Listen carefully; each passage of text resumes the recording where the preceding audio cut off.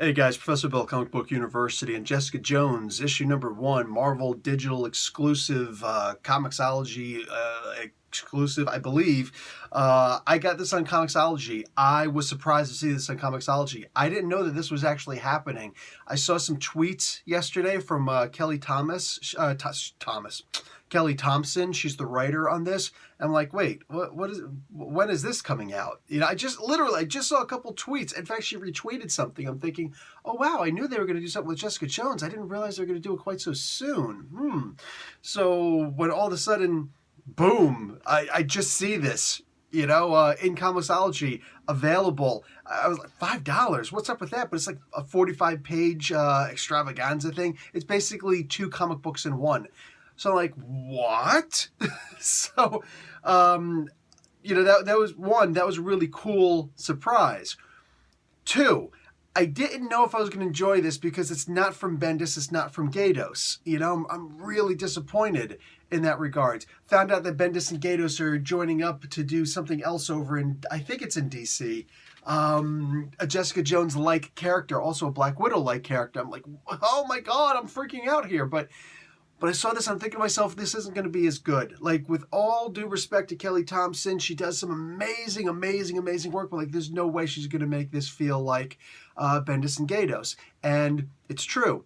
She didn't. Did she fail to do that? No. She wasn't even attempting, man. She made this her own. And she did it in a really awesome way. Artist, Madia de Iluis. I'm so sorry if I butchered your name, man. Please forgive me. He did all the art on this, like the pencils, the inks, the colors. The dude just, this is my comic book. So, and of course his own storytelling through his art. And VC's Corey Petit did the lettering in this comic book and pretty much all the comic books that came out this week. The dude's just like, I'm doing everything. Everything. Back off. Did you just write a word? Don't.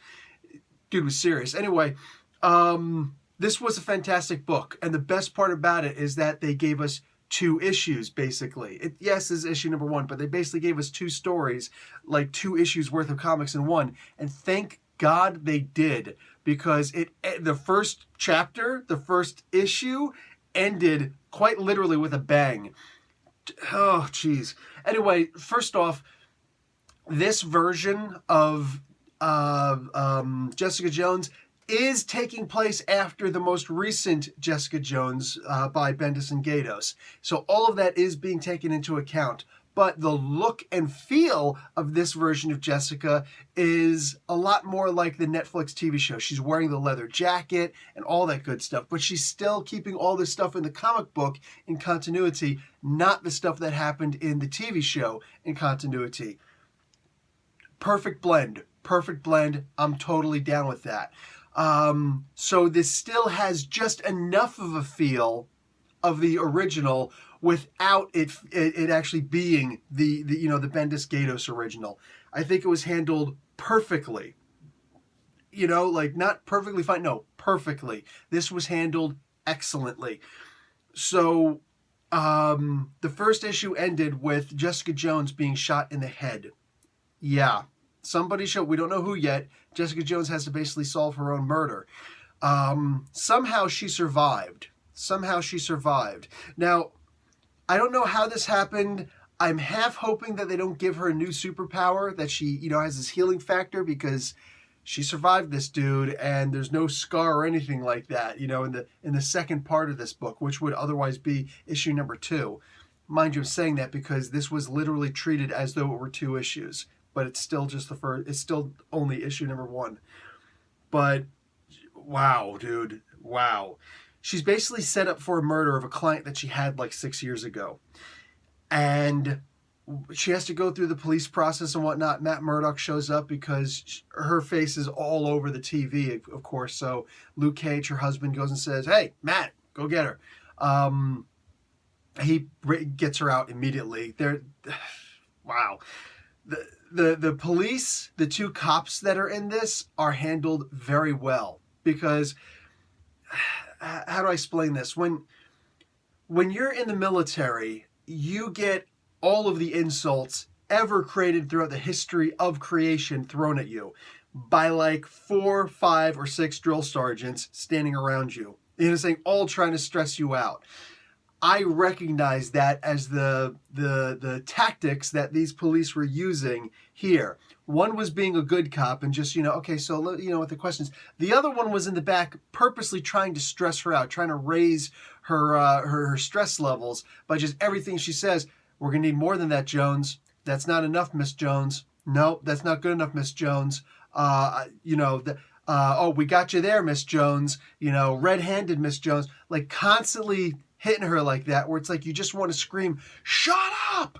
But the trick is, don't you dare. Not when you're in the military, not when you're facing off against a police officer or two. You know what I'm saying? Because, the drill sergeant will punch. Actually, I don't think drill sergeants are allowed to punch you anymore. I think you get little cards to, like it's, soccer, that you could say, I'm stressed out, I can't do this anymore. I don't know. New army. But these, what do you call it? The police officers, yeah, dude, you'll go to jail for a really long time. They'll trump up some charges on you. And these seem like those kinds of police officers that will. I'm hoping they turn out to be good police officers. We don't really get police relations with Jessica Jones very often. They're always like the outside force just trying to impede her progress. I'm hoping that we keep a little bit of that because that also works for Misty Knight. But I'm really hoping that we also get police officers who turn out to be really good guys, who help her out more. And then there could be other cops also. Then if something bad happens to one of these cops, you know what? Let's get into what actually happened in this comic book. She gets shot in the back of the head, and she's laying there, and I swear to God, if the issue would have ended there, I'd be like, dude, what the F? She goes to meet up with Doctor Strange. That doesn't really work out the way that she was hoping it was going to, which, that's fine. It's Doctor Strange. I expected that. She should have too. What do you call it? So she's got to try and figure out who shot her. Say that there's like it's the best mystery. Who shot me? Who killed me? Who assassinated me? There's a bigger picture here, and I can't wait for all of this to be unraveled in front of me. And like, this is just one of the best books to do that. This is what we always hope that I don't know about we. I shouldn't talk like that. This is my favorite kind of Batman story, where he's the world's greatest detective. He's got to figure this stuff out. Too many times people just take that for granted. In my opinion, too many writers just take that for granted, and they'll say things like, oh, he's just got this supercomputer that solves all this stuff for him. Well, that's not the world's greatest detective. That's a guy who's using tricks to, and computers do the stuff that he can technically already do. Well, then that's just going to make him soft. That's going to make him weak in that regards. I like the idea that he pulls out his forensic kit, and he's got to figure all this stuff right there. You want to take it back to your crime lab, the Batcave, that's cool, but just electronically sending stuff back to the computer to file through everything and just boom, oh, we've come to this analysis. Yeah. This is that down and dirty gumshoe detective story that I'm digging. I love this. She's got to juggle her family. She's got to juggle her alcoholism, which I didn't see I don't remember seeing that really portrayed in this, which is fine. She's trying to deal with her family. I get it. But yeah, Jessica Jones has to remain broken for us to really love her. Like, she's a mess. She's a hot mess dumpster fire. That's how Captain Marvel explained her, and that's how she should stay in most regards. You know what I'm saying? Fall off the bandwagon. Get the monkey back on your back. Like, all that good stuff.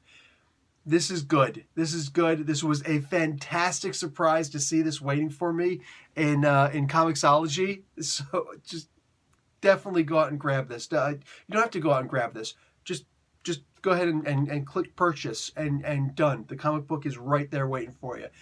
Really excellent surprise. All right, guys, that's it for me. Professor Bill, Comic Book University. Class dismissed.